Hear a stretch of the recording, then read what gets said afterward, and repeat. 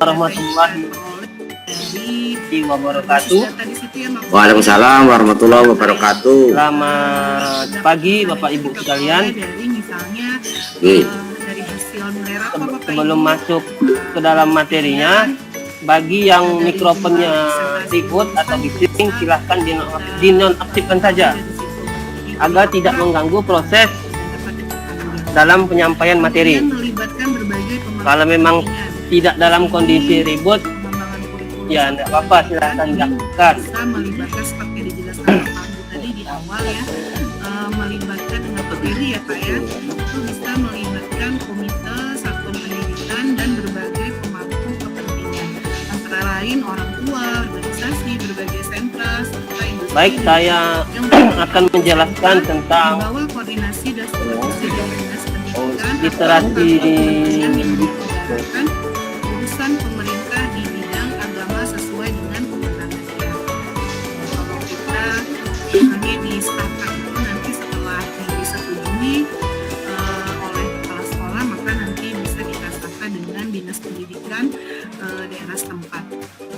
Begitu Bapak Ibu yang bisa saya paparkan, saya jelaskan. Untuk berikutnya nanti kita lakukan diskusi saja.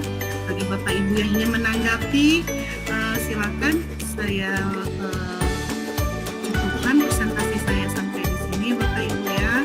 Silakan Bapak Ibu yang ingin bertanya atau menanggapi. Ya silakan Pak Hendra. Mungkin bisa berbagi pengalaman teman-teman ya untuk peran industri dalam kurikulum yang sudah ada di sekolah.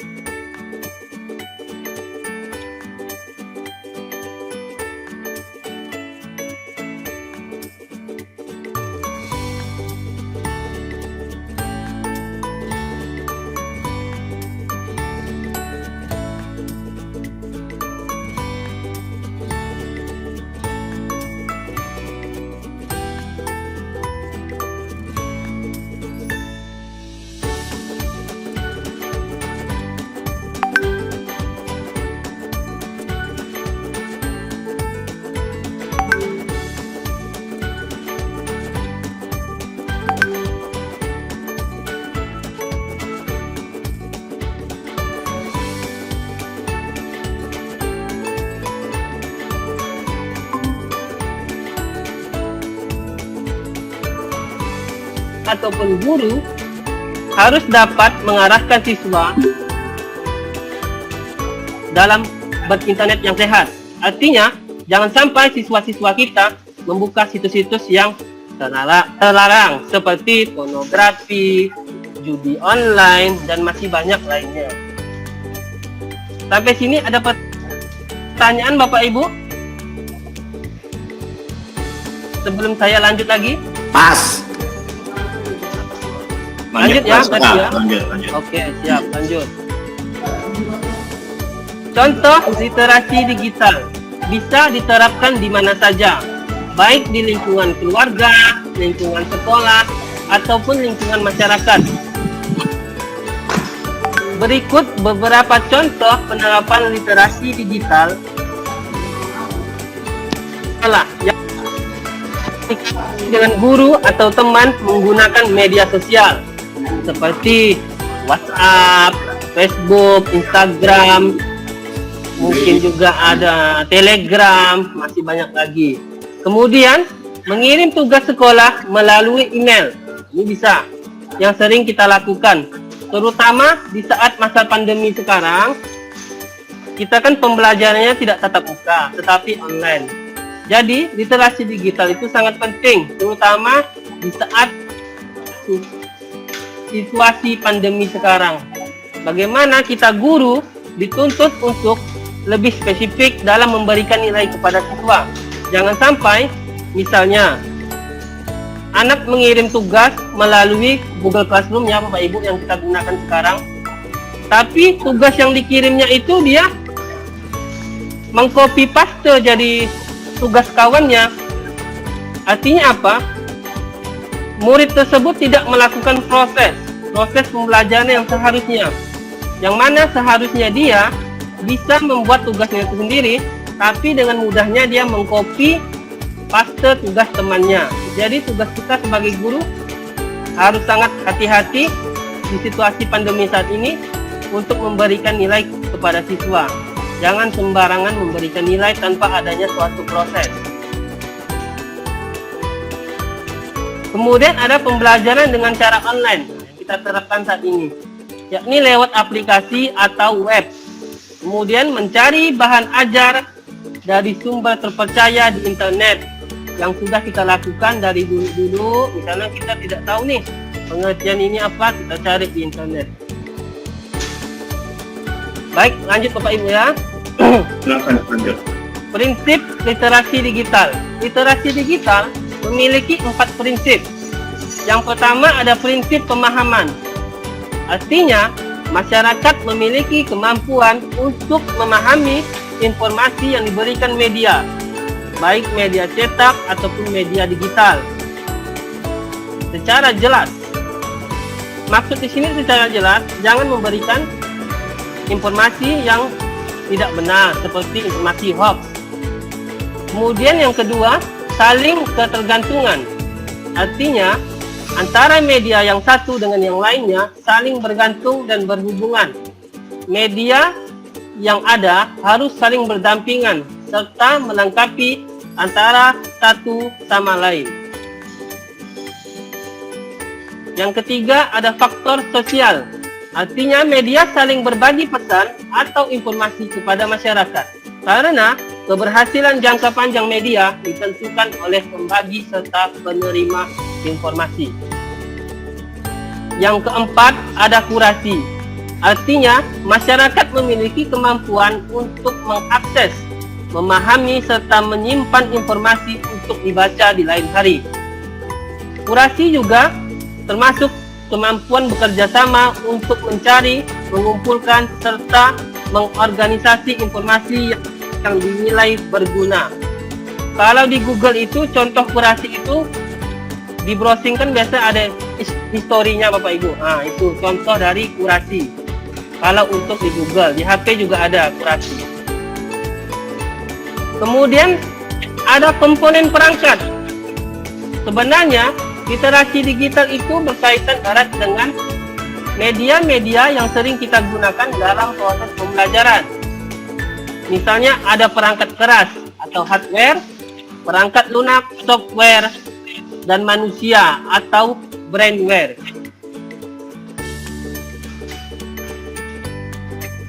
Konsep literasi digital.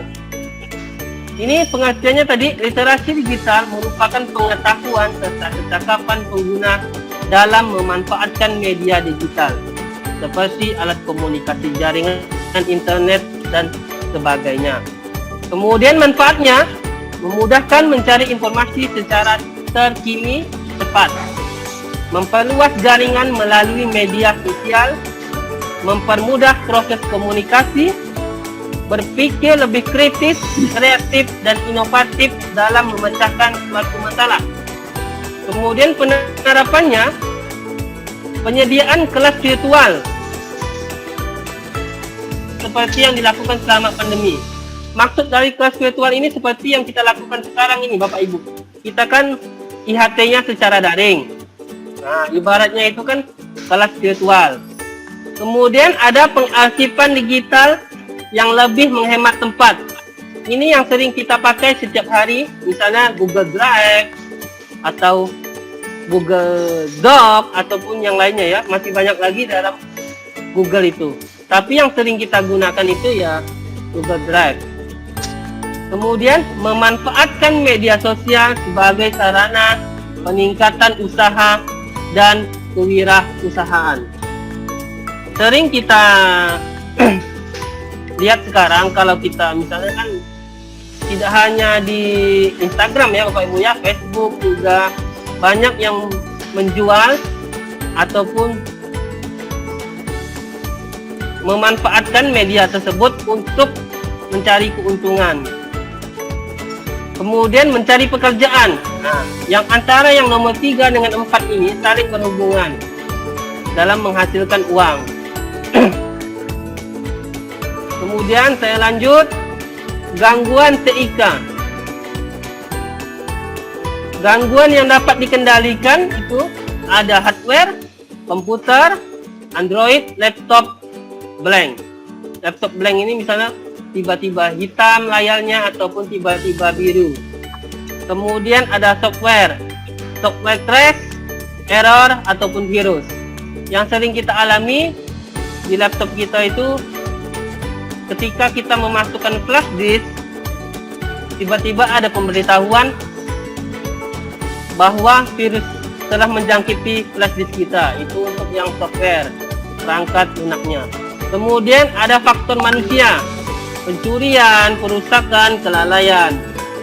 Ini kadang sering terjadi, lupa naruh laptop, lupa naruh HP. Misalnya HP ditaruh di box motor, ditinggalkan ke pasar sebentar, tiba-tiba sudah hilang. Itu untuk faktor manusia, contohnya pencurian. Kemudian ada gangguan yang tidak dapat dikendalikan, gangguan alam, misalnya cuaca, sinyal, hujan. Kemudian ada gangguan hacker, perusak sistem. Kemudian ada social engineering, pembobolan akun, pencurian data. Ini saya sarankan kepada Bapak Ibu sekalian, jangan mudah percaya dengan link-link yang dikirimkan sudah berkali-kali. Karena secara tidak langsung itu bisa membobol akun Bapak Ibu sekalian, baik di HP ataupun di laptop. Kalau di HP itu kan biasa ada yang pakai m-banking. Nah, itu sangat-sangat berbahaya sekali Bapak Ibu. Kemarin kan contohnya juga sudah ada dari sekolah kita yang menjadi korbannya. Kalau tidak salah itu kan ibu kepala sekolah juga kena hacker kalau tidak salah akunnya. Nah, seperti itu. Kemudian ada yang namanya pemanfaatan dan penerapan teknologi pembelajaran. Yang pertama itu ada LMS, Learning Management System. Kemudian ada media pembelajaran, ada ujian online yang sudah kita terapkan, dan juga ada e-raport. Sampai sini ada pertanyaan Bapak Ibu? Tidak, Pak. Aman ya? Aman. Baik, saya lanjut ya. Sekarang yang menjadi pertanyaan kita, seberapa penting sih literasi digital itu? Ini yang menjadi pertanyaan kita, baik dari dunia pendidikan ataupun dunia umumnya. Menurut Bapak Ibu, seberapa penting literasi digital tersebut? Penting sekali. Alasannya apa, Pak? Sehingga Bapak menyebut sangat penting itu, Pak. Ya, di atas sudah sebutkan bahwa dengan literasi digital kita dapat mendapatkan jawaban dengan tepat, mudah untuk membagi. Pak ya? Iya. Siap. Ini yang menjadi pertanyaan kita bersama, Bapak Ibu. Seberapa penting sih literasi digital itu? Setiap individu harus memahami bahwa literasi digital merupakan hal yang penting dan sangat dibutuhkan dalam berpartisipasi di dunia modern, terutama sekarang ini. Literasi digital sama pentingnya dengan membaca, menulis, berhitung, dan disiplin ilmu lainnya. Generasi yang tumbuh dengan akses yang tidak terbatas dan teknologi digital mempunyai pola pikir yang berbeda dengan generasi sebelumnya. Setiap orang hendaknya dapat bertanggung jawab terhadap bagaimana menggunakan teknologi untuk berinteraksi dengan sekarang ini, Bapak Ibu. Dunia maya semakin dipenuhi dengan konten yang berbau berita bohong ataupun berita hoax, ujaran kebencian, dan radikalisme. Bahkan praktik-praktik penipuan. Keberadaan konten yang negatif ini merusak ekosistem digital yang saat ini hanya bisa kita tangkal dengan kesadaran diri kita masing-masing dalam memanfaatkan teknologi yang ada saat ini. Perkembangan teknologi dari zaman A sampai ke zaman Z sangat-sangat cepat. Tidak bisa kita hindari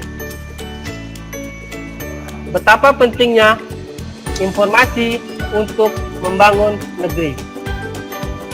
Baik, terima kasih. Salam sekolah penggerak. Salam.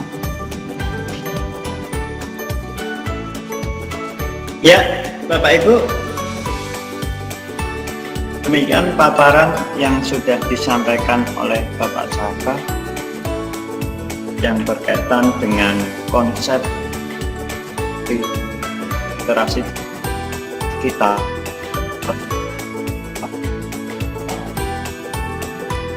Bagaimana kita sebagai guru penggerak, kemudian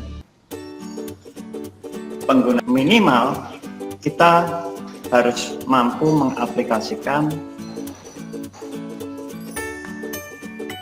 menggunakan literasi. Jadi ingin memperjelas ataupun menambah dan bertanya lagi tentang, iya silakan Ibu Erini, silakan. Pengalaman saya dari orang tua. Jadi Bapak Ibu guru harus hati-hati dalam proses pelaksanaan pembelajaran daring dengan aplikasi ini. Jangan sampai Bapak Ibu misalnya membuat soal nyarinya di Google. Karena yang terjadi anak-anak kita itu mencari jawabannya di Google. Dan itu menjadi bahan ketawaan Bapak Ibu. Jadi memang betul-betul Bapak Ibu dalam membuat modul ajar, karena betapa hebatnya Mbah Google untuk mencari apapun ada,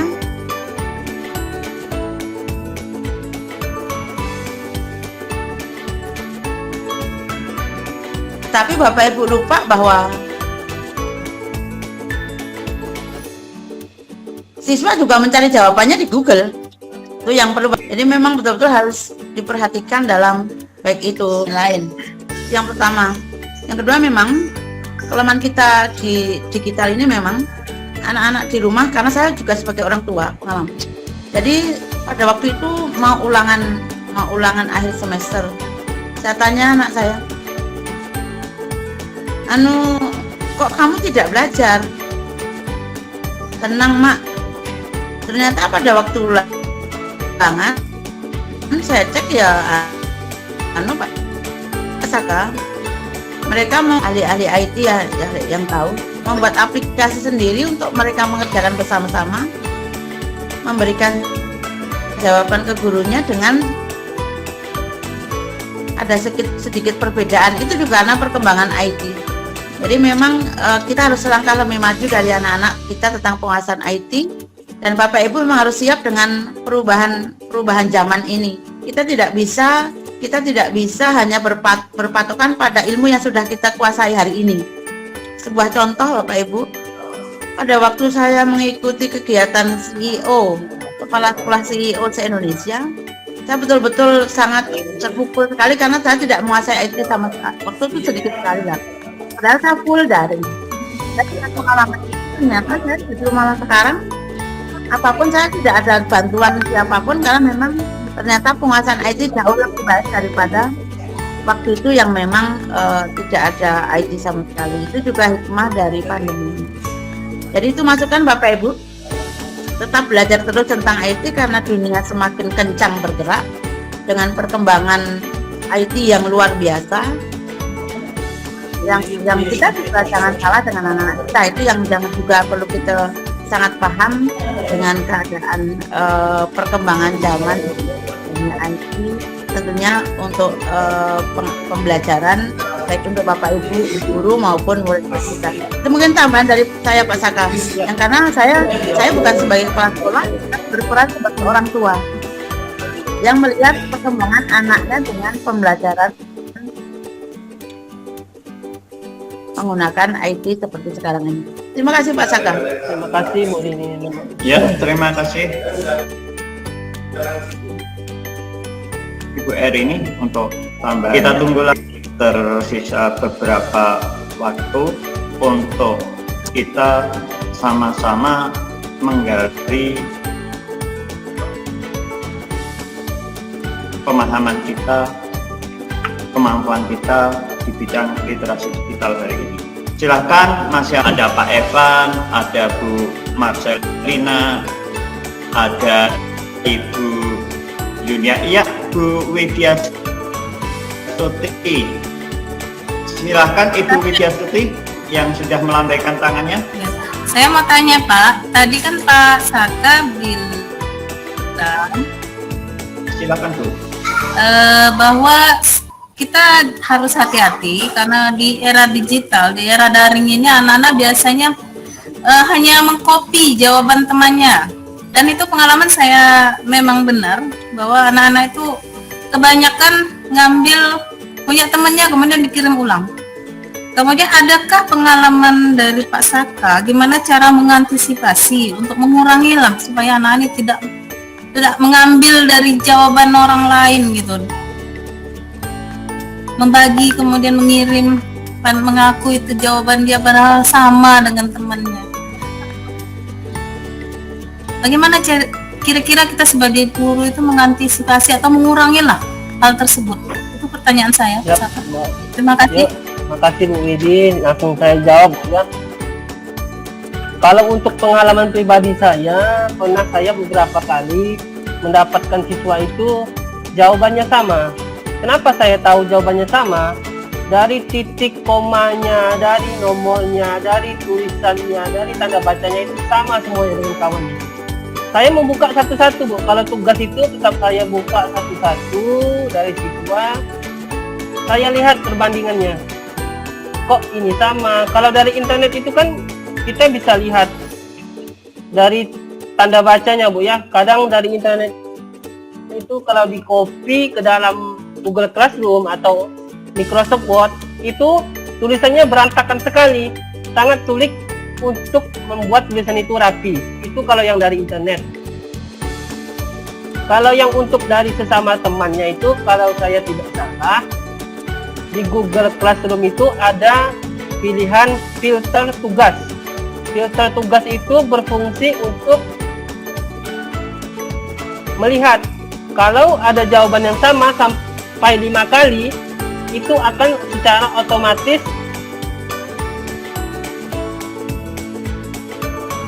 dikembalikan oleh aplikasi Bu. Tapi dengan ketentuan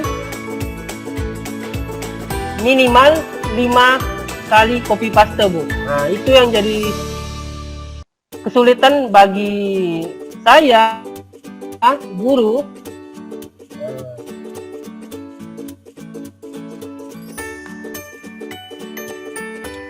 untuk mendeteksi jawaban dari siswa yang sama, Bu. Gitu, Bu. Benar, Pak. Jadi tugasnya sama. Nah, telepon, Bu. Oh iya. Terima kasih, Pak. Yuk. Ya, terima kasih Bu Widi. Adakah Bapak Ibu yang lain yang ingin menambahkan atau kembali bertanya?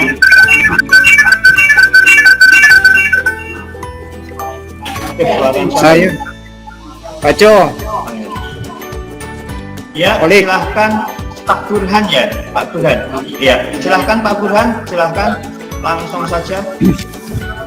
Terima kasih Pak Jo. Assalamualaikum warahmatullahi wabarakatuh.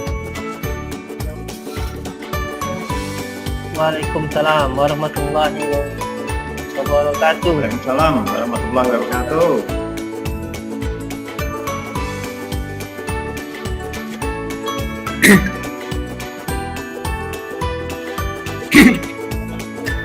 Ini Bapak Saka dengan kejadian siswa yang mengcopy paste dan kawan pengalaman daring ini Pak ya, namanya berbeda-beda, tidak menjadi satu, tidak bersatu. Di antara siswa yang melakukan hal seperti itu, mereka ada mendapat masukan dari oknum atau salah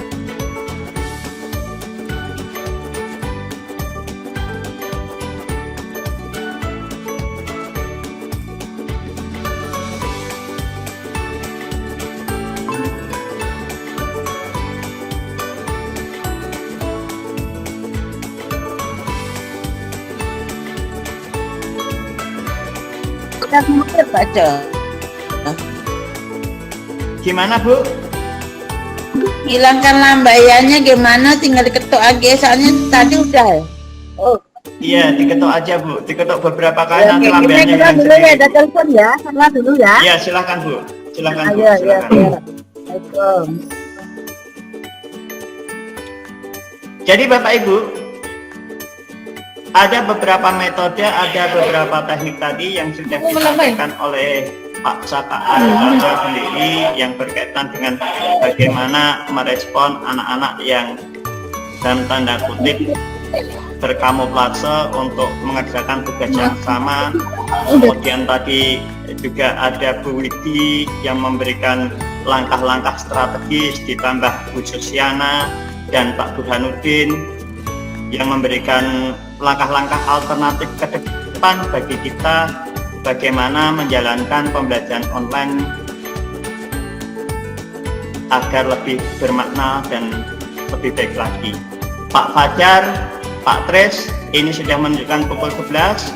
Apakah sudah diperbolehkan untuk sessionnya Pak Saka Aditama di literasi digital saya tutup karena terlihat Bapak dan Ibu guru yang lain juga sudah tidak ada lambaian tangan yang menunjukkan rasa kangennya untuk bertanya dengan literasi digitalnya.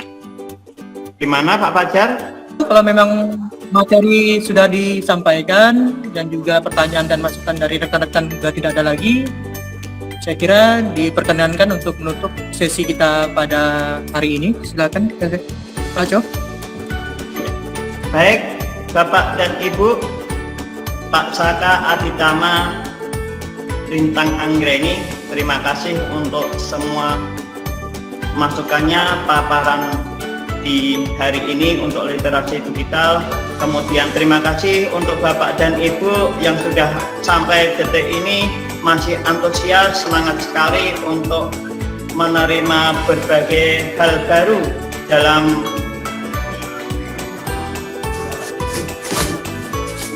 nanti pelaksanaan kurikulum paradigma baru yang harus kita jalankan bersama. Di akhir kesempatan ini, izinkan saya mengucapkan terima kasih untuk sesi selanjutnya kita akan masuk ke platform Guru Mengajar dan platform Merdeka Mengajar. Sekali lagi terima kasih, tepuk tangan untuk Aditama untuk materi saat ini. Terima kasih. Baik, Assalamualaikum warahmatullahi wabarakatuh. Waalaikumsalam warahmatullahi wabarakatuh. Waalaikumsalam warahmatullahi wabarakatuh.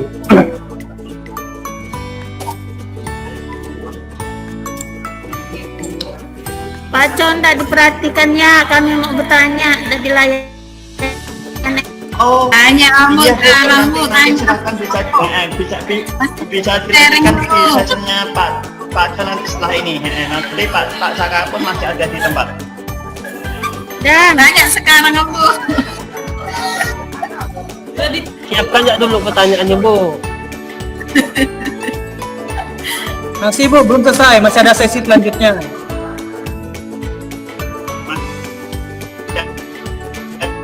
Platform Merdeka Mengajar. Sugianto aman ya. Lagi. Kita sampai jam 12 Bu.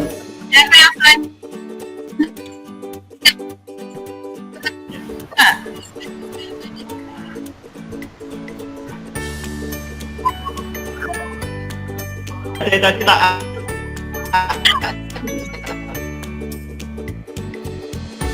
Aku aktif Pak. Iya, siap Pak Junet. Siap. Pak Fajar, kita mulai lagi jam berapa?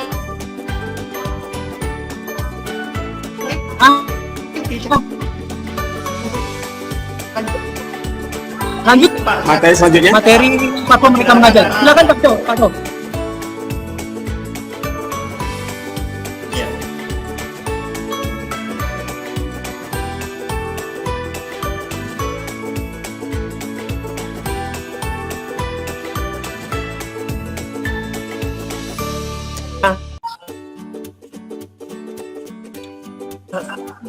Ini Pak Saka tentang digital. Tadi sekarang kita akan lanjut lagi ke Pak Muhammad.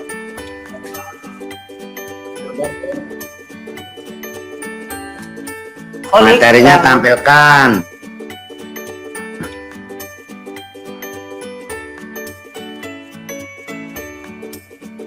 Materinya tentang nanti Pak Holik yang akan menampilkan Pak ya.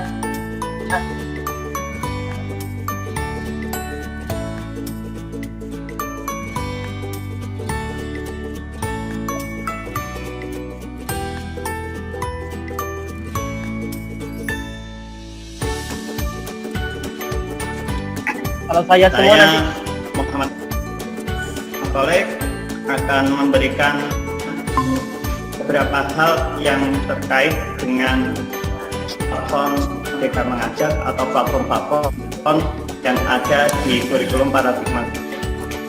Bukan berarti yang saya sampaikan ini ada kemampuan Pak Co lebih, tapi Pak Co masih belajar dan ini hanyalah menyampaikan ulang ke Bapak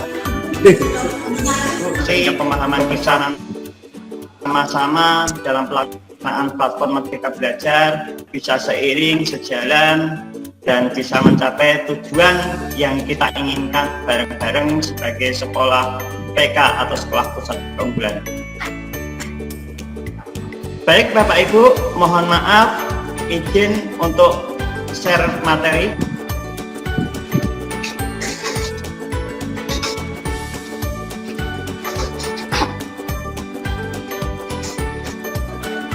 Dari Bapak Ibu ya.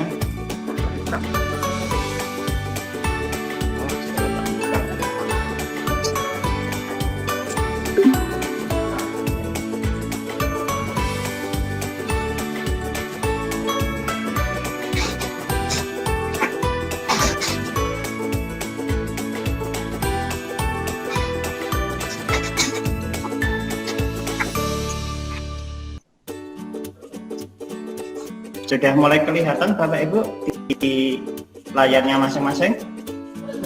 Sudah. Sudah. Tidak usah khawatir Bapak Ibu, sabar. Karena mungkin sinyal jalannya ke tempat Bapak Ibu perlu waktu. Nah, jadi di pertemuan hari ini, di session ini, tujuan kita adalah bagaimana merefleksikan kesiapan pribadi menggunakan perkembangan teknologi dalam dunia digital, yang arahan dan sebagainya tadi sudah diberikan oleh Pak Saka Adidama.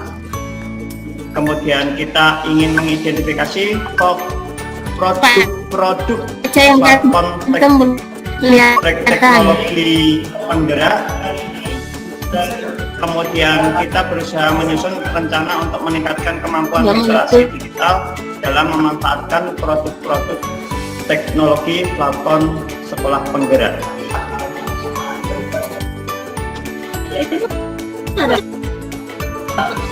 Oke.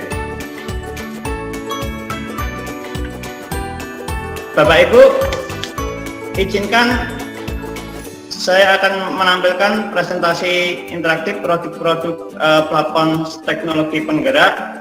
Dengan koneksi materinya adalah meningkatkan kemampuan literasi digital untuk memanfaatkan produk-produk platform sekolah penggerak. Cuman minta izin ke Bapak Ibu untuk kesepakatan bersama di kemungkinan 45 menit sampai 1 jam ke depan adalah bagaimana kita harus menghargai sama peserta dan fasilitator, kemudian satu bicara, semua mendengarkan,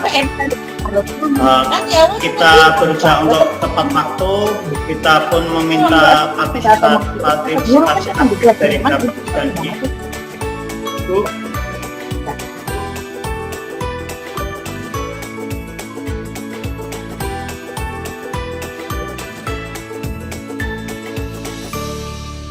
Kemudian fokus pada sesi belajar diperlukan, bisa dimatikan dulu, kemudian nanti ketika ada sesi tanya jawab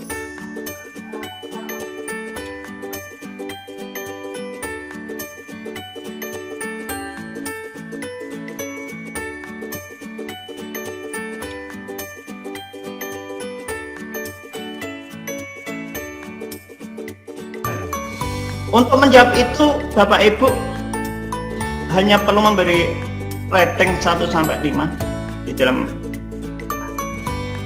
jiwanya masing-masing, di dalam hatinya masing-masing, atau bisa di chat, dikirimkan di chat yang ada di sini. Kemudian setelah kita menilai kemampuan diri kita, alangkah baiknya bagi kita masing-masing saat ini untuk membuat yang namanya tindakan ke depan, evaluasi ke depan.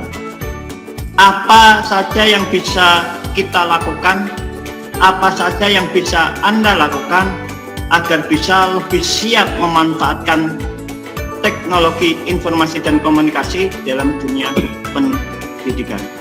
Itu hal-hal penting menurut saya oleh Bapak dan Ibu guru. Oke, saya lanjutkan ya Bapak Ibu guru ya. Setelah kita mengetahui potensi diri kita, maka izinkan sekarang saatnya saya mengenalkan platform-platform teknologi sekolah penggerak. Oke.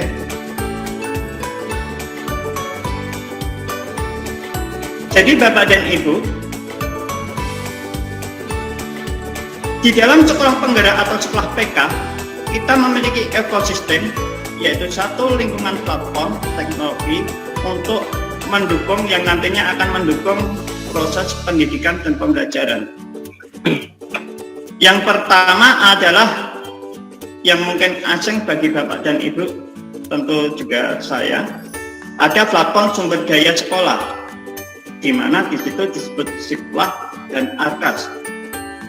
Kemudian yang kedua ada profil dan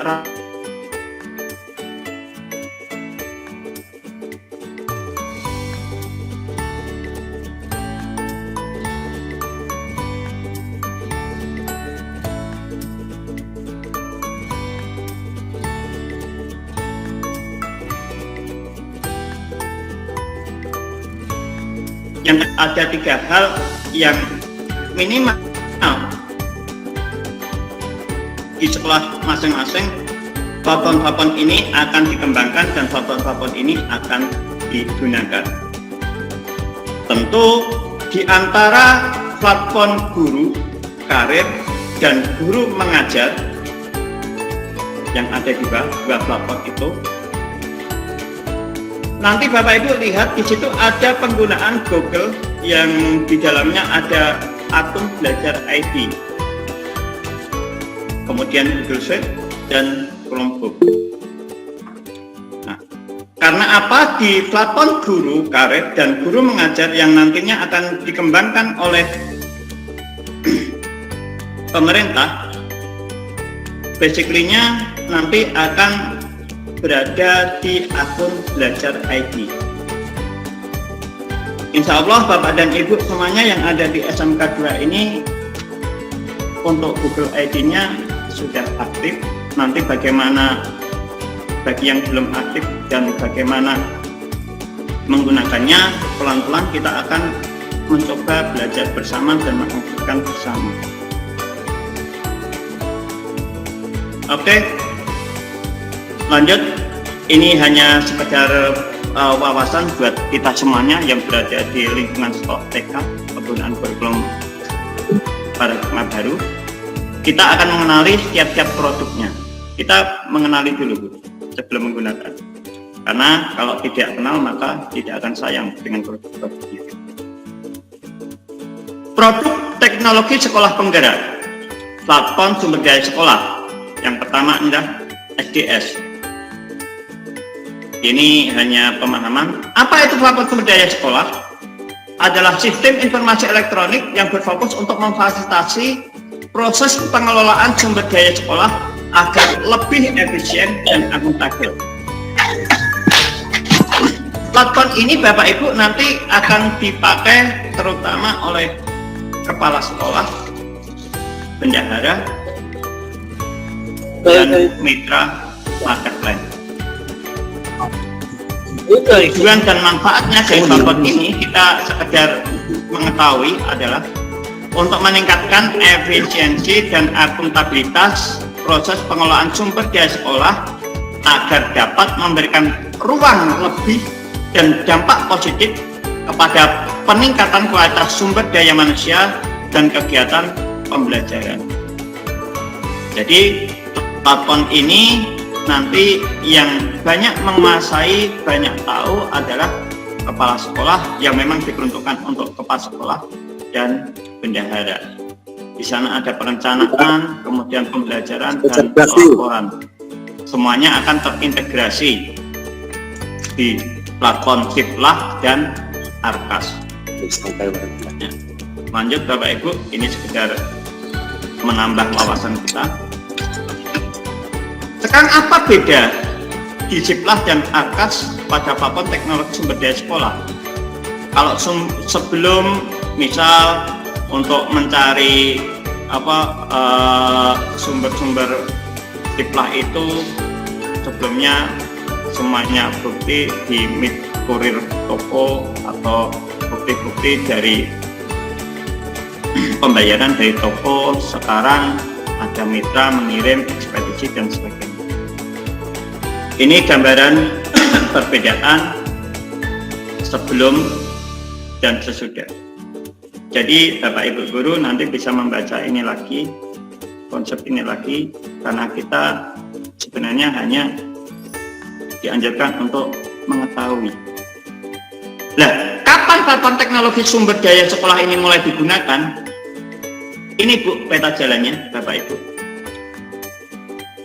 Di tahun 2001 November nanti, Agustus dan November, nah ini sekolah PK atau sekolah rujukan PK akan sudah menggunakan platform Siplah, kemudian di Novembernya Arkas dan Markas. Bagaimana bentuknya, terus terang saya sendiri juga belum begitu familiar dan ada di sekolah penggerak, sekolah TK minimal tahu, minimal mengetahui dari platform ini. Yang lebih tahu tentu ibu kepala sekolah dan nantinya bendahara sekolah. Lanjut Bapak Ibu Guru, kita akan mengenal platform yang kedua adalah platform profil dan rapot pendidikan. Di SDS sekarang platform teknologi rapot pendidikan. Nah, apa platform rapot pendidikan? Ada laporan pengukuran. Intinya di sini adalah laporan pengukuran mutu pendidikan sebagai penyempurnaan rapot mutu sebelumnya. Nah, ini tentu nanti juga ibu atau kepala sekolah yang akan memegang platform ini untuk mengukur mutu pendidikan sebagai rapot mutu sekolah, di mana ada 5 dimensi pengukuran pada platform rapot pendidikan. Di dalamnya ada mutu dan relevansi hasil belajar murid, pemetaan pendidikan yang bermutu, kompetensi dan kinerja GTK, mutu dan referensi pembelajaran, pengelolaan yang inspiratif, transparan, dan akuntabel. Yang selanjutnya, profil dan rapot pendidikan akan digunakan oleh satuan pendidikan sebagai yang bersifat diagnotis untuk merefleksikan diri sekolah dan sebagainya sampai ke bawah. Jadi ini adalah rapot pendidikan yang nantinya akan digunakan oleh sekolah-sekolah TK. Nah, jadi aplikasi platform profil dan rapot pendidikan merupakan aplikasi berbasis web untuk memberikan wawasan yang komprehensif dan rinci untuk sekolah dan daerah tentang kualitas pendidikan. Ini nanti akan dipegang oleh kepala sekolah dan kepala dinas, seperti yang tadi coba saya gambarkan di atas. Sekarang kita lihat peta jalannya, peta kapan platform rapot pendidikan ini diakses. Untuk hari ini rencananya gambarnya seperti ini Bapak Ibu. Jadi di tahun 2021 data personelnya, kemudian di bulan Desember nanti direncanakan data utuh secara perdana. Jadi dua gambaran yang kita berikan tadi adalah gambaran yang minimal Bapak Ibu yang berada selaku guru yang berada di lingkungan sekolah TK minimal mengetahui. Nah, yang terpenting sekarang adalah ini Bapak Ibu. Ada platform teknologi sekolah penggerak, yaitu platform guru. Ini yang mungkin bagi kita sebagai guru harus tahu, harus ngerti, harus memahami, dan nanti ke depannya harus bisa mengimplementasikan dari platform guru ini.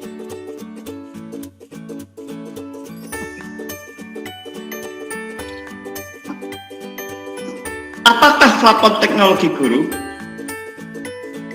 Platform teknologi guru adalah aplikasi yang berbasis Android, itu digarisbawahi, sementara ini masih berbasis Android, yang disediakan untuk mendukung para guru dalam melakukan proses mengajar dan mengembangkan kompetensi atau karirnya dalam program sekolah penggerak. Platform ini memang diperuntukkan untuk guru. Tujuan dan manfaatnya yaitu untuk mendukung guru dalam proses mengajar sehari-hari sekaligus mengembangkan potensi dan karirnya. Jadi Bapak dan Ibu, kalau kita lihat gambarnya ada dua kotak. Yang kotak pertama itu adalah platform teknologi guru mengajar, Yang kedua adalah platform teknologi guru karir. Untuk saat ini yang baru muncul adalah yang platform guru mengajar, di mana di dalamnya nanti Bapak Ibu guru akan bertemu dengan platform asesmen siswa dan platform perangkat ajar. Ini platform inilah yang minimal harus kita kuasai. Bagaimana untuk platform karir guru sampai hari ini? Fitur-fitur yang ada di platform karir guru itu belum ada, tapi nanti disiapkan ada juga yang namanya platform kompetensi karir. Di sana bagaimana membuat video akan ada tempatnya, ada fitur mendapatkan umpan balik dari video yang dimasukkan oleh beberapa guru atau setiap guru di dalam platformnya. Kemudian di sana ada fitur pelatihan virtual. Ini rencana pengembangan dari platform guru mengajar dan platform guru karir atau platform guru secara keseluruhan yang akan dikembangkan oleh pemerintah.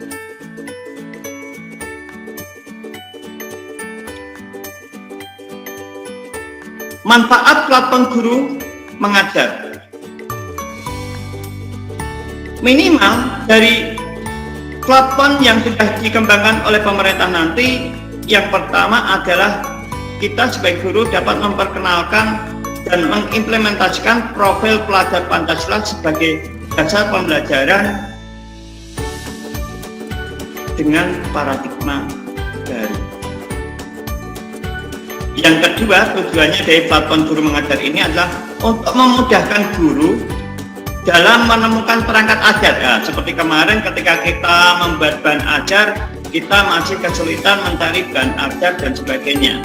Nah, munculnya platform ini nanti ke depan minimal akan membantu kita sebagai guru-guru dalam menerapkan paradigma baru, menemukan perangkat ajar.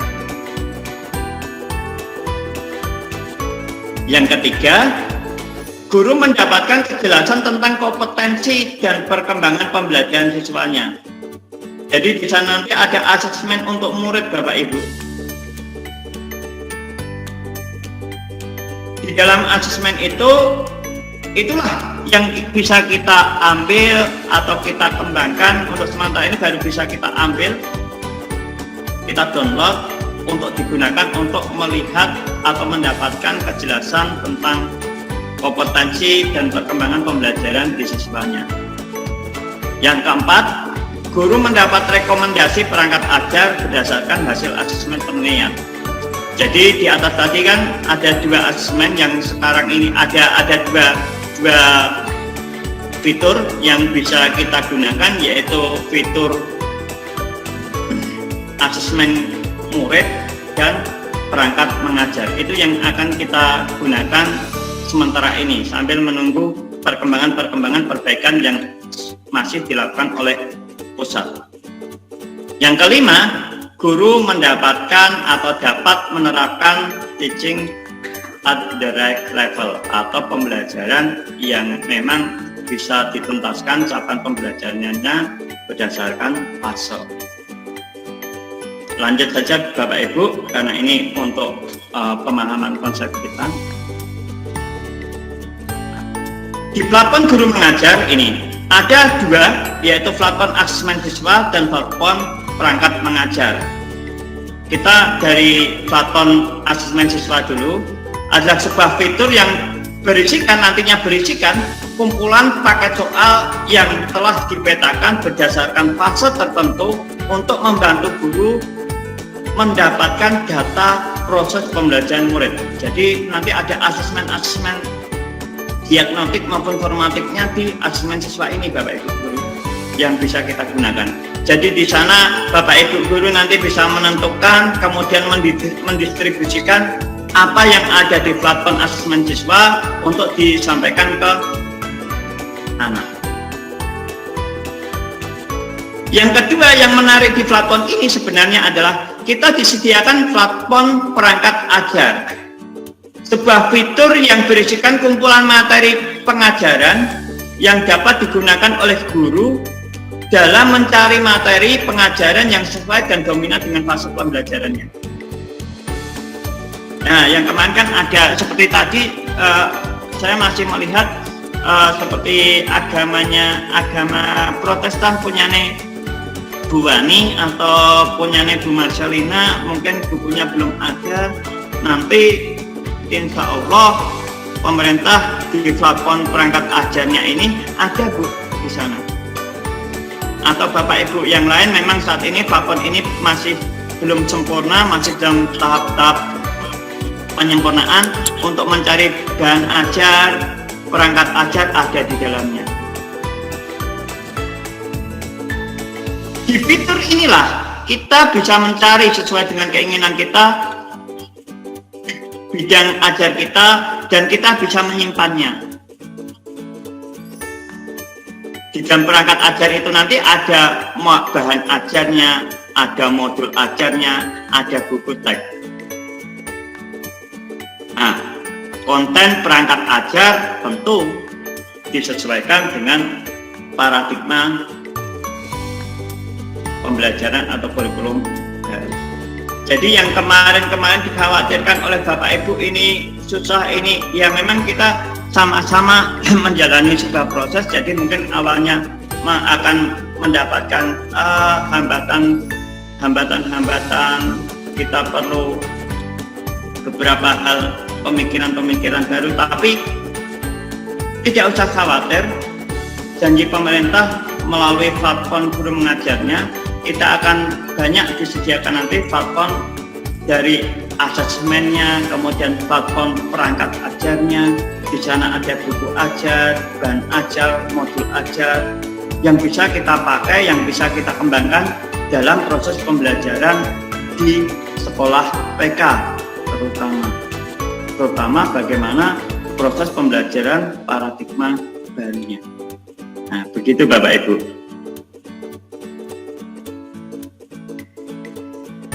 Sekarang izinkan saya bagaimana contoh menggunakan platform teknologi guru mengajar. Jadi di platform asesmen siswa kita nanti akan bisa menentukan asesmen yang paling relevan yang bisa kita pakai. Kemudian dari asesmen itu yang sudah kita lihat, kita coba untuk didistribusikan ke siswa. Kemudian di platform perangkat ajar, guru akan mendapatkan rekomendasi tentang perangkat ajar yang juga bisa kita pakai untuk pembelajaran ke siswa. Jadi mungkin nanti platform inilah yang akan membantu mempermudah kita dalam mengaplikasikan kurikulum paradigma barunya Bapak Ibu. Nah, yang saat ini platform guru karir yang sebenarnya berisikan serangkaian fitur kegiatan yang dapat dilakukan oleh guru untuk menyusun perencanaan dan sasaran dalam mengembangkan karir, ini belum ada itu di aplikasinya. Jadi ini masih dalam tahap pengembangan. Lanjut saja Bapak Ibu, sudah jam 11:30. Manfaat platform guru karir. Jadi nanti ketika platform guru karir ini ada, jadi guru yang pertama adalah kita sebagai guru dapat menampilkan hasil karya, kegiatan, contoh-contoh video simulasi kita mengajar yang akan kita masukkan ke dalam platform guru karir. Kemudian di dalamnya nanti guru-guru yang lain akan mendapatkan penilaian atau masukan dalam tanda kutip umpan balik atas kinerja mengajar melalui mekanisme umpan balik. Jadi kalau dulu kita supervisi, sekarang mungkin supervisinya juga bisa kita lihat dari platform guru karir. Tidak hanya dulu kalau supervisi kan hanya satu guru, dua guru yang melihat bagaimana kinerja kita. Nah, di platform ini kita diusahakan semua guru bisa saling memberikan umpan balik untuk memberikan masukan ke kita bagaimana proses pembelajaran yang diinginkan lebih bagus. Nah, cuman sampai hari ini yang namanya platform guru karir ini masih dalam proses ya Bapak Ibu ya. Jadi kita masih akan terus mengalami perkembangan-perkembangan ke depan. Ini contohnya, nanti bisa dibaca, Bapak Ibu bisa kita sharekan materinya ini untuk bagaimana menggunakan platform guru karir, bagaimana nanti menggunakan platform asesmen siswa dan perangkat mengajar. Oke. Nah, kapan platform teknologi guru akan mulai digunakan? Ini Bapak Ibu peta jalannya. Jadi di bulan Agustus ini rencana pemerintah itu sudah memasukkan platform asesmen. Kemudian nanti di bulan Desember platform guru mengajar, micro teaching dan sebagainya itu dijalankan. Jadi kita semuanya sampai hari ini masih berproses. Sampai kemarin ketika saya mengikuti Bimtek yang berkaitan dengan platform guru mengajar ini pun secara garis besar juga belum bisa dimaksimalkan karena untuk platform IPA sendiri masih kosong di pelajaran saya. Kemudian yang mungkin ada adalah di pelajaran matematika dan beberapa mata pelajaran yang lain yang sudah terisi. Meskipun di dalamnya juga belum sekomplit dari yang diharapkan oleh Bapak Ibu. Oke, di penghujung saya akan memberikan kesimpulannya. Jadi, ada platform SDS, di sana ada Siplah dan Arkas, ada platform profil dan rapot pendidikan yang di sana ada profil untuk satuan pendidikan, profil pendidikan daerah, ada profil platform guru yang di sana ada platform asesmen, kemudian platform perangkat ajar, kemudian platform guru karir. Ini yang di kita. Tujuannya masing-masing sudah jelas. Kalau di platform SDS adalah meningkatkan efisiensi dan akuntabilitas proses pengelolaan sumber daya sekolah. Di platform rapot, profil rapot itu memberikan gambaran dan diagnosis terhadap sistem pendidikan sebuah sekolah atau mutu sekolah. Kemudian platform guru tujuannya manfaatnya adalah untuk mendukung guru dalam proses mengajar sekaligus mengembangkan kompetensi dan karirnya. Pengguna utama untuk platform Siplah Arkas ini nanti kepala sekolah dan bendahara. Platform rapot pendidikan ini kepala sekolah dan kepala dinas. Platform guru ditunjukkan khusus untuk guru. Kapan digunakan? Untuk platform SDS itu sudah digunakan, pemutakhirannya nanti di bulan Agustus bulan ini. Kemudian platform rapot pendidikan terbuka secara parsial di bulan Juli, kemudian dibuka secara keseluruhan itu nanti di bulan Desember. Nah, untuk platform guru pemutakhiran akan dilakukan bulan Agustus dan bulan Oktober. Jadi hari ini, saat ini kita masih menunggu pemutakhiran dari platform guru.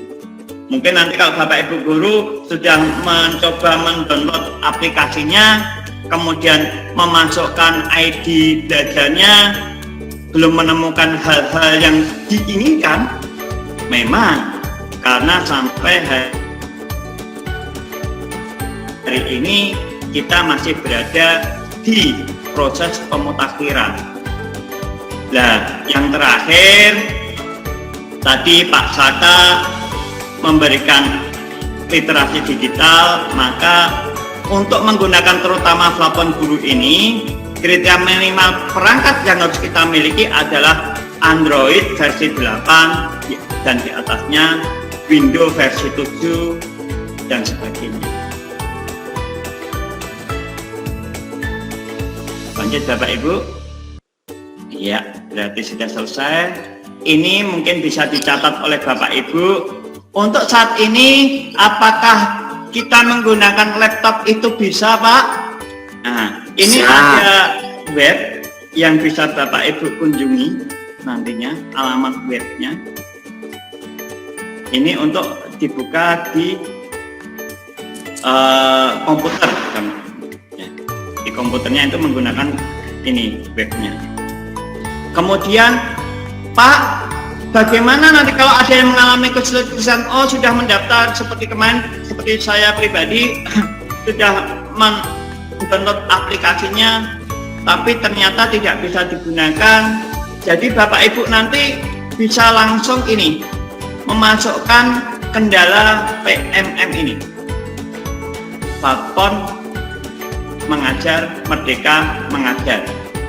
Ini nanti silahkan diisi untuk mengaktifkan ID belajar Bapak Ibu, sehingga nantinya aplikasi yang tadi saya sampaikan di atas bisa dengan mudah diakses dan bisa dengan mudah digunakan oleh Bapak dan Ibu.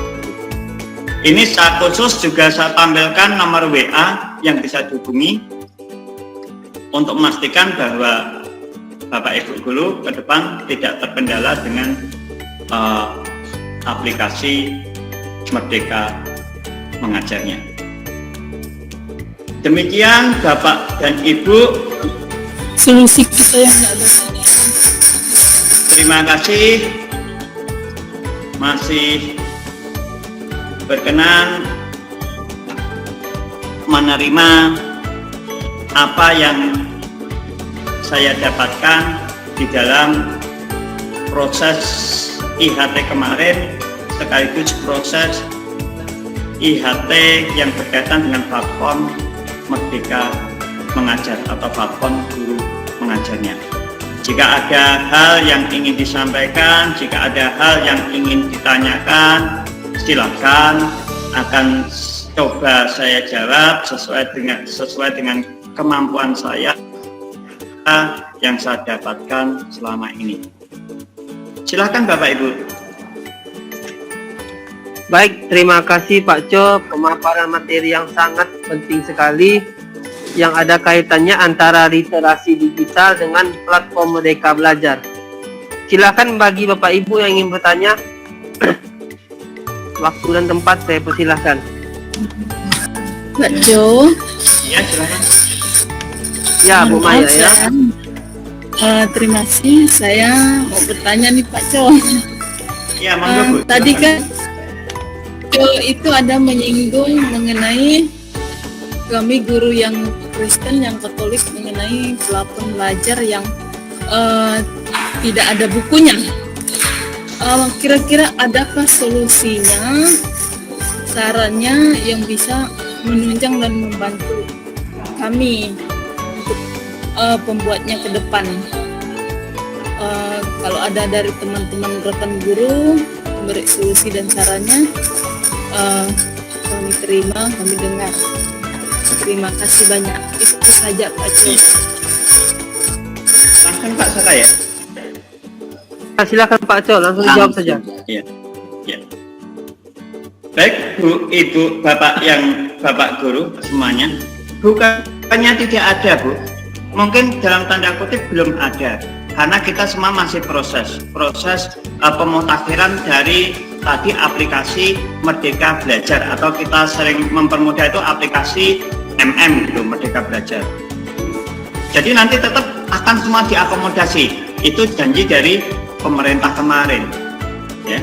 Jadi dari Dirjen PSMK beserta staf-stafnya kemarin menjadikan bahwa platform ini kedepannya akan terus dikembangkan, dan tujuannya adalah untuk mempermudah kita yang ada di level pelaksana untuk melaksanakan proses pembelajaran Merdeka Belajar ini, paradigma baru ini dengan mudah. Jadi Bu Wani, bukan hanya Bu Wani, bukan hanya Bu Maya, tapi mungkin saya sendiri sampai hari ini belum mendapatkan, Bu. Di dalam plafonnya itu masih kosong IPAS itu. Jadi sama, kemungkinan sama dengan beberapa bapak dan ibu guru yang lain nanti ketika membuka Merdeka Mengajarnya. Cuman ya itu tadi, kita tidak usah khawatir karena pemerintah masih menjanjikan ke kita untuk melengkapi semua fitur-fitur yang ada di dalamnya. Nah, gimana Pak ketika atau Bapak Ibu ketika kita belum menemukan sebuah bukunya untuk proses pembelajaran yang saat ini harus kita kemas? Menurut saya pribadi, bagaimana kita mengemas proses pembelajaran dalam pencapaian CP-nya, capaian pembelajarannya, ya tentu mau tidak mau kita berupaya untuk membuka CP-nya, Bapak Ibu. Apa yang diminta tadi capaian pembelajarannya yang sudah kita terima, ya kita coba buka, kita analisis. Kita tidak bisa menganalisis sendiri, Bapak Ibu. Silahkan berkolaborasi, silahkan minta pembimbingan lagi kepada kepada guru pembimbingnya atau timnya. Yang di agama itu ada Pak Udin, yang ada di IPAS itu ada saya, yang ada di sejarah itu ada di Pak Fajar, yang ada di bahasa Inggris itu ada di Bu Widi. Yang pastinya adalah mari kita kolaborasi bareng-bareng untuk mendapatkan satu titik, satu tujuan, satu bahan yang bisa kita pakai sama-sama untuk mengembangkan plafon Merdeka Belajar ini. Atau dalam tanda kutipnya atau intinya bagaimana kita bisa mengaplikasikan dan ajar yang bisa kita gunakan dalam proses pembelajaran. Jadi tidak usah khawatir Ibu Maya, Ibu Wani, masih ada teman-teman Bapak Ibu guru yang ada di belakang kita yang pasti akan mensupport kita semuanya, akan saling membantu, akan bersinergi. Bagaimana kita bisa dengan mudah bareng-bareng mengaplikasikan konsep paradigma baru atau kurikulum paradigma baru ini. Begitu Ibu, saran saya. Ya. Ya Pak. Gimana Bu Maya, jelas Bu Maya? Ya jelas Pak. Oke baik, selanjutnya silahkan Bapak Ibu. Ya Pak Saka. Ya silahkan Pak Fajar. Pak Saka. Ya. Menambahkan tadi mengenai kendala yang dihadapi oleh guru agama Katolik dan Protestan. Jadi kemarin saya juga sudah melihat di platform Merdeka Mengajar di akun saya untuk membantu rekan-rekan guru mapel agama Kristen dan Katolik untuk menyusun modul ajar, dan memang ternyata bukan tidak ada Bu ya, tapi masih proses, belum ada. Jadi kita mengacunya pada capaian pembelajaran. Untungnya pada saat saya buka kumpulan capaian pembelajaran, jadi capaian pembelajaran untuk mapel agama Katolik dan Protestan itu sudah ada. Jadi sama seperti saya kemarin Bu, pada saat mengikuti diklat, pada saat ingin menyusun modul ajar, belum ada buku panduan buku guru dan buku siswanya. Jadi acuan pedoman saya adalah pada capaian pembelajaran.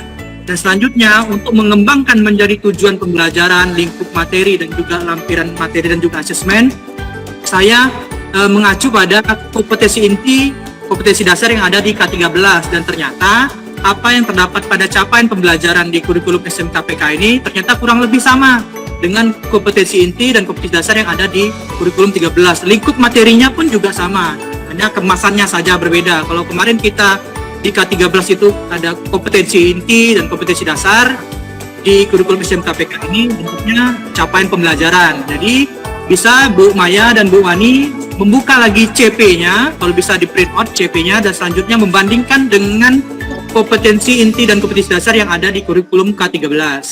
Jadi kemungkinan mudah-mudahan makin tidak berbeda jauh ya. Kalau yang Pak Co yang berbeda kan dari fisika, biologi menjadi IPA, satu mungkin yang terkendala. Mungkin mudah-mudahan nanti coba Ibu lihat sambil menunggu buku pegangan guru dan buku pegangan siswanya muncul nanti di platform Merdeka Mengajar. Itu saja Pak Saka. Siap, terima kasih Pak Fajar atas pemaparannya, penambahan dari jawaban Pak Cok. Silahkan Bapak Ibu guru yang lain.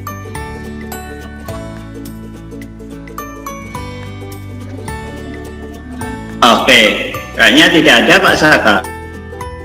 Berarti secara garis besar apa yang kita gambarkan ini sudah menjadi gambaran atau ada bayang-bayang di Bapak dan Ibu untuk menerima platform Merdeka Belajar yang terutama untuk platform guru mengajar. Jadi tegas saat ini adalah kekhawatiran kita kemarin yang mengalami kendala kesulitan mencari bahan ajar, mencari asesmennya kesulitan.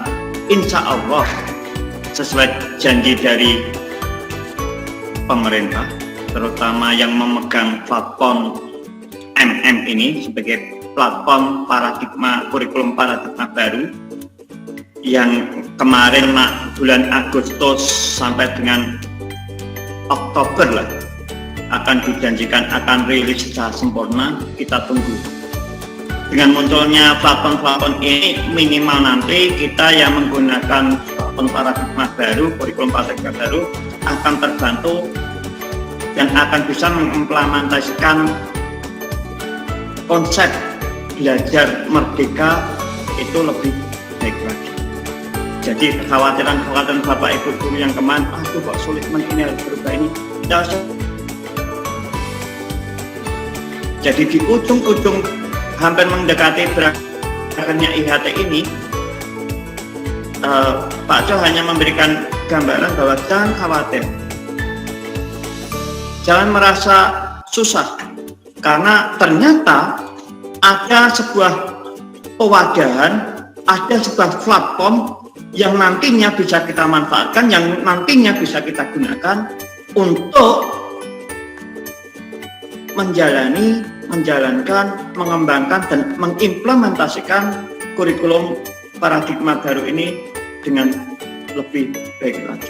Ya memang yang namanya untuk mencapai tujuan itu kita harus seperti ini dulu. Benar-benar bekerja keras, benar-benar mau saling berkolaborasi untuk saling mengisi antara satu dengan yang lainnya, untuk mendapat satu titik kejelasan yang nantinya kita akan bareng-bareng melangkah lebih enak lagi menggunakan kurikulum. Jadi begitu Bapak Ibu, waktunya sudah mendekati jam 12. Pak Saka, apakah kita cukupi sekian atau masih adakah Bapak Ibu guru yang mau bertanya atau mau menanggapi atau sekedar mengoreksi dari apa yang disampaikan oleh Pak Jo? Seandainya tidak ada, izinkan saya pribadi menutup rangkaian materi di hari ini yang mungkin kurang bisa maksimal, tapi kita sudah berusaha untuk menampilkan sesuatu yang terbaik yang kita miliki saat ini. Semoga bermanfaat dan kita semuanya mendapatkan keberkahan dari pertemuan dan proses hari ini, dan kita bisa aplikasikan. Terima kasih Bapak Ibu, terima kasih antusiasnya untuk menyimak, terima kasih antusiasnya. Assalamualaikum warahmatullahi wabarakatuh. Salam warahmatullahi wabarakatuh.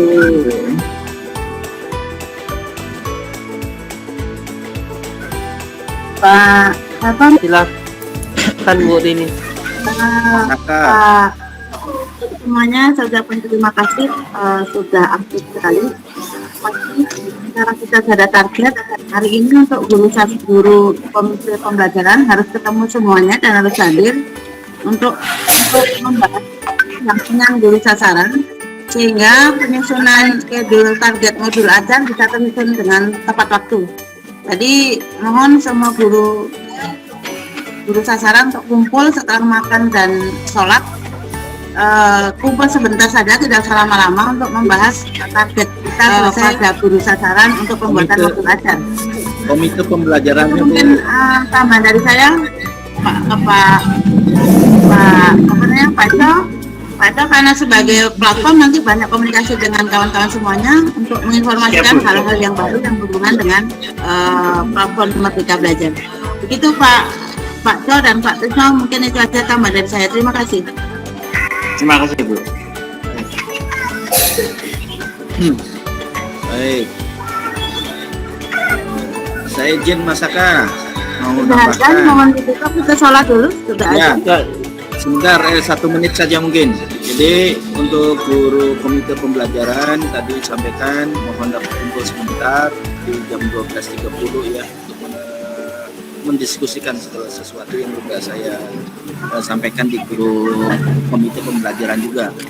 Kemudian yang kedua, Bapak Ibu, untuk besok pagi berarti kan hari terakhir, hari ke-9 Bapak Ibu ya. Jadi mohon untuk kegiatannya dilakukan secara luring. Jadi nanti Bapak Ibu untuk hari terakhir datang ke sekolah untuk menerima ada materi sedikit, kemudian yang kedua adalah tes akhir, kemudian ditutup dengan penutupan oleh Ibu Kepala Sekolah. Mohon hadir di ruangan atas ya untuk kegiatan besok pagi. Terima kasih, itu saja sangat luar biasa. Terima kasih pada pemateri Pak Jo, layak menjadi pemateri dari kementerian. Terima kasih. Saya kembalikan ke Mas Saka.